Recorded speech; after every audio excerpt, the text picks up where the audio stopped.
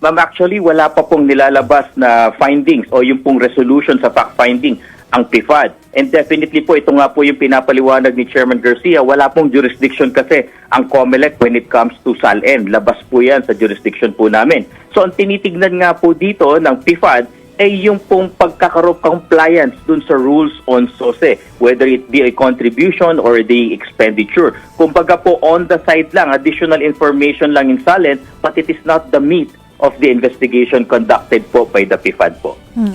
Pero ngayon ay na-refer na po yung reklamo po at sabi po nga ninyo no, na hindi nyo nga sakop yung sa SALN. So yung mga findings na hindi pa nga nailabas dun sa SOSE po, will they stand or are you gonna start from scratch? Ano po yung mangyayari?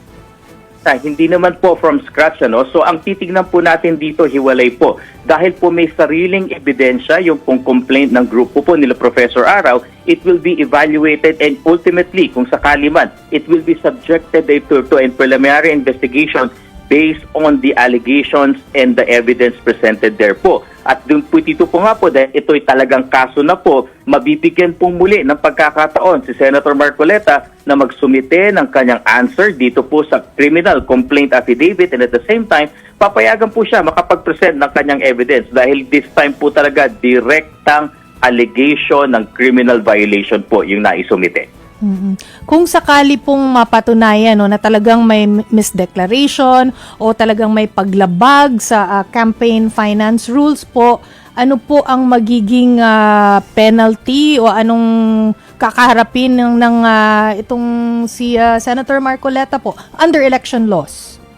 Ma'am Chiki, kung meron man pong finding po ang COMELEC po dito, hindi po kami, dahil criminal case po ito, hindi po kami ang magiging parang korte dito. But the COMELEC will stand as the prosecutor. Ayon po sa mga umiiral na batas, dito po sa Republic Act 7166, pati na rin sa Omnibus Election Code, kapag may finding po ng probable cause, ang COMELEC isasampa po namin ang kaso sa Regional Trial Court. Ang tawag po sa mga kasong ito ay election offense. At ang penalty po ng election offense ay imprisonment of 1 to 6 years, kasama po yung pagtanggal ng karapatang bumoto, pati na rin po yung accessory penalty po ng perpetual disqualification to hold public office.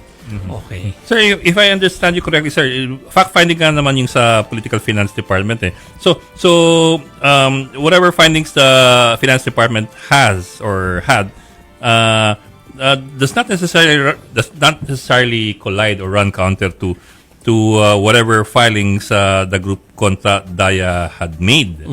Tama ho ba? I'm wondering, sir, why does it?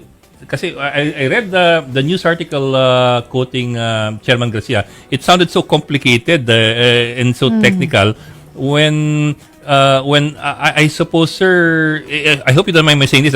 From a layman's point of view, mukhang cut and dried siya as far as, kasi subscribe and sworn to naman yung SOSE.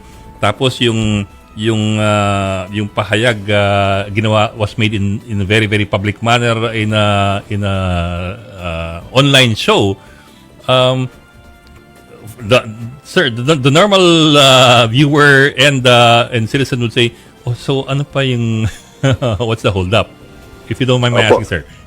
Opo, tama po, Sir Ed. Alam nyo nga po, talagang kailangan pong aralin na maigi ito. Gaya nga po na na-explain ni Chairman Garcia, hindi po ito simpleng determination lang ng fact. Meron pong kasama ng interpretation ng legal provision dito, pati na rin po yung legal defense na nilabas po niya. Kung titignan nyo po kasi, nasabi na rin po namin ito at naging public naman po yung dokumento, ang depensa po ni Senator Marcoleta, kahit nakapag-file na siya nung kanyang Certificate of Candidacy ng October, sometime between that period po, nung nakatanggap siya ng contribution, and he is alleging na hindi pa siya kandidato. At medyo ito po yung parte na talagang naging complicated, gaya nga po ng nasabi nyo.